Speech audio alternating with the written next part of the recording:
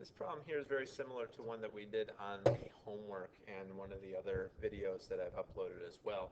What we have here is a log that's being dragged across the ground by a motor. Okay. Problem says there's a 500 kilogram log, rests on the ground, so it's initially speed of 0. And we have coefficients of static and kinetic friction of 0.5 and 0.4.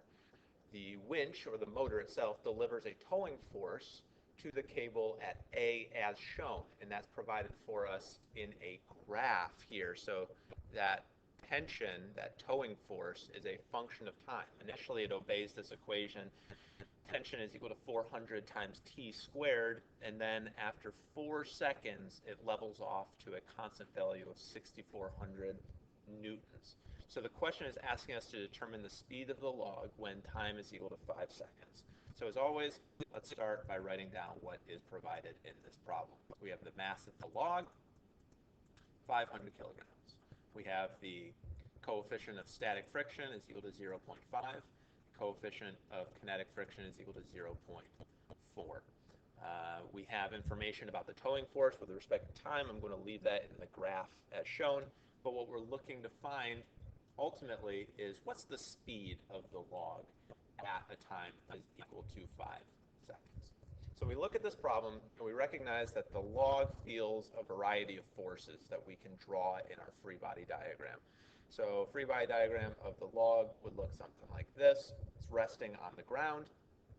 It feels a towing force to the right, which is a function of time. So I'll say a towing force, to remind ourselves, is a function of time.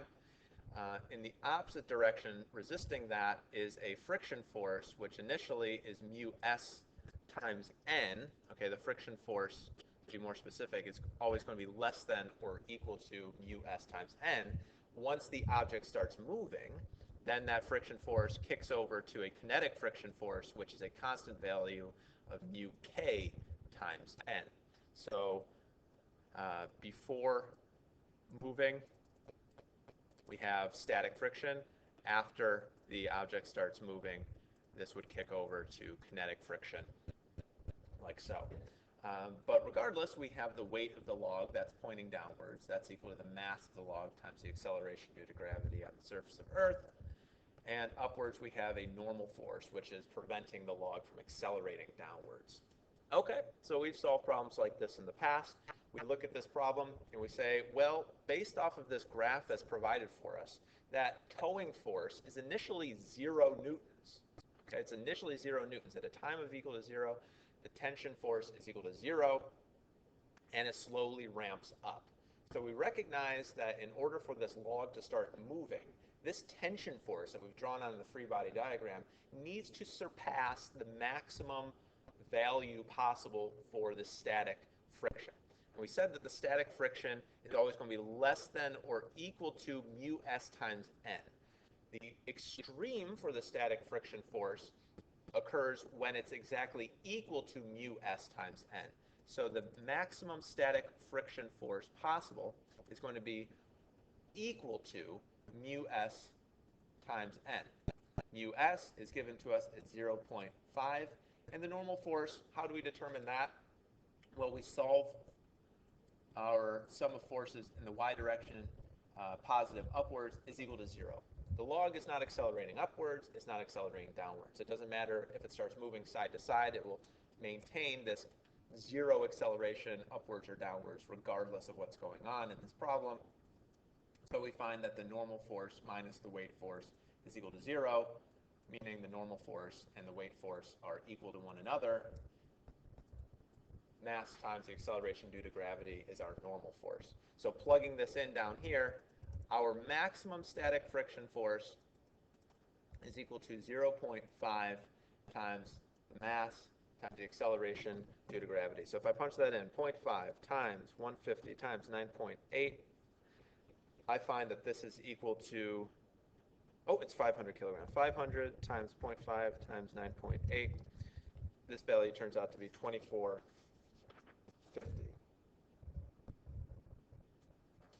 Exactly. So the maximum static friction force turns out to be 2450. Okay. This means that as soon as our tension force just surpasses 2,450 newtons, okay, when we pull with a force that's just greater than 2,450 newtons, this log will start to move because the static friction force is no longer capable to withstand the tension. Okay? Why is that valuable? Well, we need to determine at what moment in time this log is going to start moving. Okay? Presumably, this tension force will eventually be great enough to start the motion of the log. We know that this is the case because the static friction force maximum is 2,450, and we know that the tension force up here on our graph eventually will get to 6,400 newtons. So it will, at some moment in time, surpass the maximum static friction force. That being said, at what point in time will that occur? Well, that point in time will occur possibly within the first, well, it must happen within the first 4 seconds. So if we say that the tension force is equal to the maximum static friction force, we set these equal to one another, we'll develop an equation that will tell us at what time this criteria actually is met. So we say 400 t squared. This is the equation as a function of time relating the tension force to time is equal to this value for our maximum static friction force, 2,450 newtons. 2,450 newtons. So therefore, we develop an equation here that relates time and force to one another. We set this equal to one another. This is 2.476 seconds. 2.476 seconds. At this moment in time, the tension force from the winch is equal to the static friction force. So at all times beyond 2.476 seconds, the tension force is greater than the friction force, and the object starts moving. Once the object starts moving, this friction force no longer is static friction. It transitions into our kinetic friction equation, which is a constant value, mu k times n, where mu k is now equal to 0.4. That was provided for us. Okay? So at this point in time, we want to determine the speed of the object at a time of 5 seconds. Our free body diagram has not changed. We still have the weight, the normal force, the tension force to the right, and now we have a friction force, kinetic friction force that's pointing towards the left. So if we set up our linear impulse momentum equation for motion to the right being positive,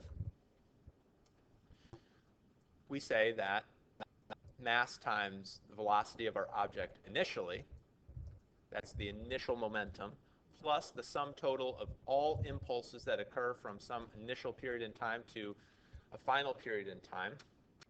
So this is f dt in that particular direction is equal to mass times the velocity in our x direction at some final period in time.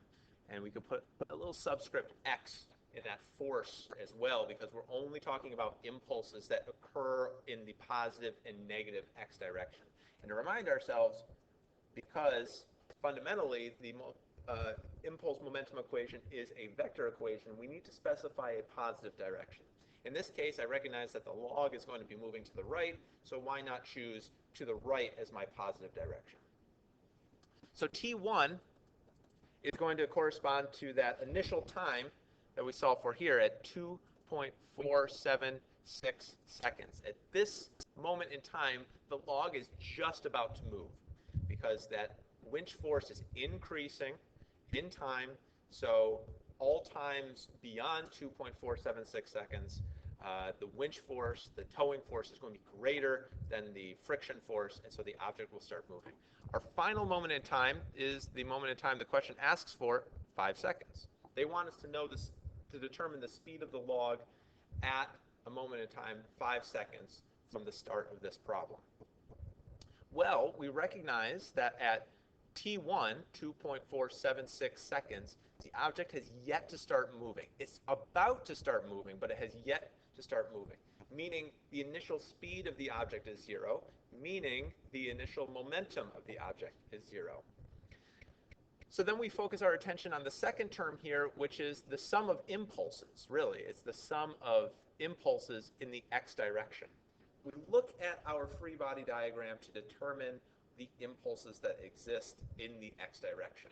There are only two forces that exist in the x direction, our tension force and our friction force. Now, our friction force is our kinetic friction force because the object will be moving from time period t1 to time period t2, moment in time t1 to t2.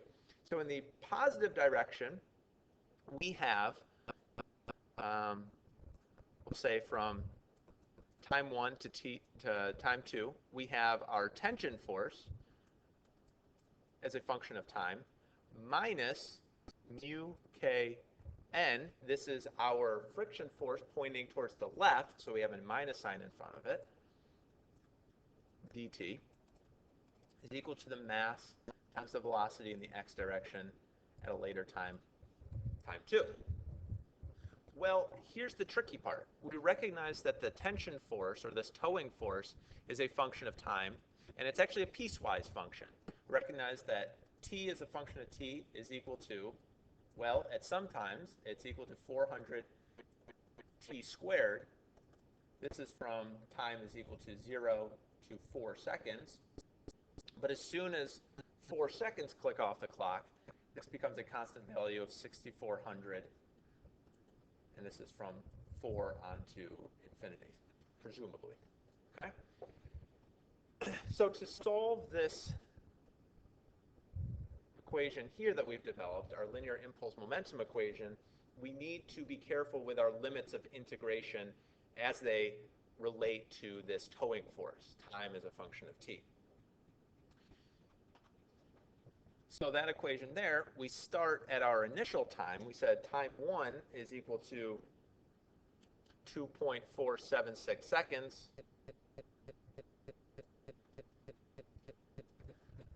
2.476 seconds. And for that towing force, we have 400 t squared, but that's only valid up until a time of 4 seconds.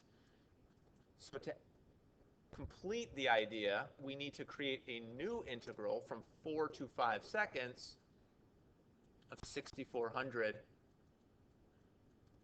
dt. There would also be a dt in this first integral. This is an expression for the total impulse due to the towing force. But we can't forget that there's also kinetic friction, which gets subtracted out. Kinetic friction happens to be constant the entire time, so we don't need to break up this integral. It just goes from 2.476 seconds, mu k n dt is equal to mass times the velocity of the object at position 2. This third term on the left-hand side is the impulse due to the kinetic friction, because the object will be moving. Okay, so now all we have to do is evaluate some integrals, not that hard, plug in the limits of our integrations, also not that hard. The only unknown in this entire equation is our speed here. Only unknown.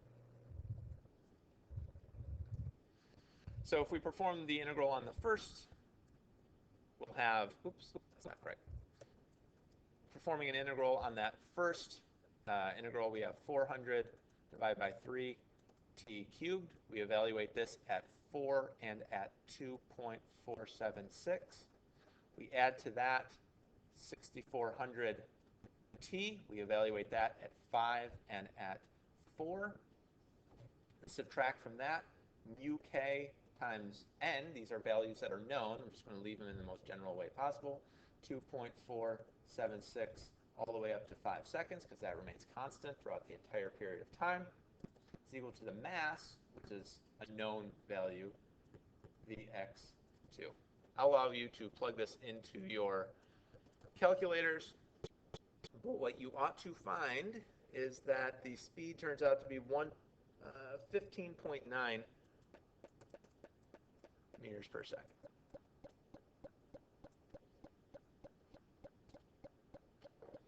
So again, We looked at the problem, we wrote down what was given, what it is we were trying to find. We drew a free body diagram because the free body diagram shows us which forces will create impulses in particular directions.